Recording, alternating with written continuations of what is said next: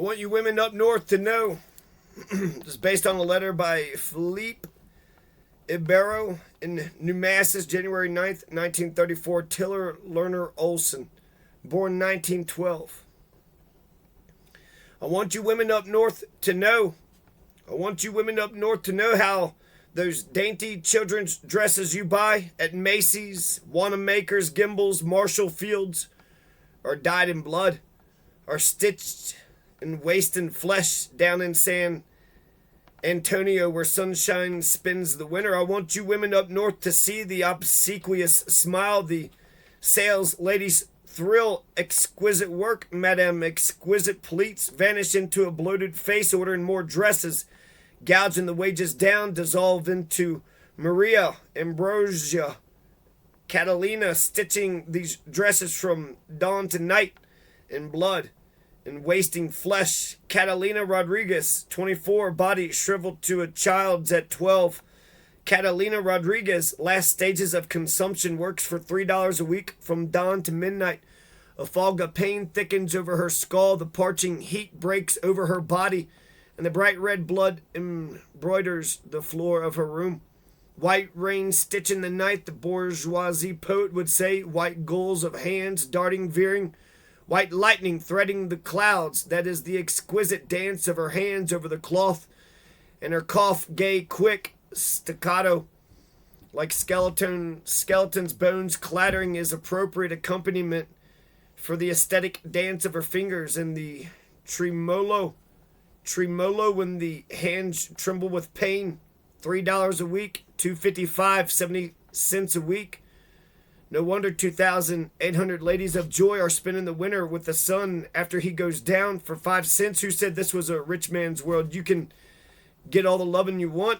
Clap and siff. Clap and siff ain't much worse than sore fingers, blind eyes, and TM. Maria Vasquez, spinster, for 15 cents a dozen, stitches garments for children she has never had. Catalina Torres, mother of 4, to keep the starved body starving, embroiders from dawn to night. Mother of 4, what does she think of as the needle-pocked fingers shift over the silk of the stubble coarse rags that stretch on her own brood and jut with the bony ridge that marks hunger's landscape of fat little prairie roll bodies that will bulge in the silk she needles. Be not envious, Catalina Torres. Look on your own children's clothing, embroidery more intricate than any 1,000 hands could fashion. There where the cloth is raveled or darned, designs multitudinous, complex and handmade by poverty herself. Ambrosia Espinosa, trusting God. Todos es de Dios, everything is from God. Through the dwindling night, the waxing day, she bolsters herself up with it. But the pennies to keep God incarnate from Ambrosia, and the pennies to keep the priest in wine from Ambrosia. Ambrosia clothes God and priest with handmade children's dresses.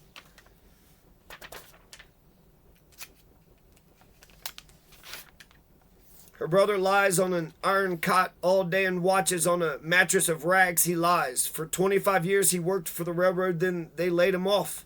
Racked days, searching for work, rebuffed suspicious eyes of policemen. Goodbye, Ambrosia. Maybe in Dallas I find work, desperate, swing for a freight, surprised hands clutching air, and the wheel goes over a leg. The railroad cuts it off, and as it cut off 25 years of his life, she says that he prays and dreams of another world as he lies there. A heaven which he does not know was brought to earth in 1917 in Russia by workers like him. Women up north, I want you to know, when you finger the exquisite handmade dresses, what it means, this working from dawn to midnight, on what strange feet the feverish dawn must come to Maria, Catalina, Ambrosia. How the malignant fingers twitching over the pallid faces jerk them to work in the sun, and the fever mounts with the day. Long plodding hours, the eyes burn like coals. Heat jellies the flying fingers. Down comes the night like blindness. Long hours more than the dim eye of the lamp. The breaking back, weariness Weariness crawls in the flesh like worms, gigantic like earths in winter. And for Catalina Rodriguez comes the night sweat and the blood embroidering the darkness. For Catalina Torres, the pinched faces of 4 huddled children, the naked bodies of 4 bony children, the chant of their chorale of hunger. And for 2,800 ladies of joy, the grotesque act gone over, the wink, the grimace, the feeling like it, baby. And for Maria Vasquez, spinster, emptiness, emptiness, flaming with dresses for children she can never fondle. And for Ambrosa Espinosa, the skeleton body of her brother on his mattress of rags, boring twin holes in the dark with his eyes to the image of Christ, remembering a leg 25 years cut off from his life by the railroad.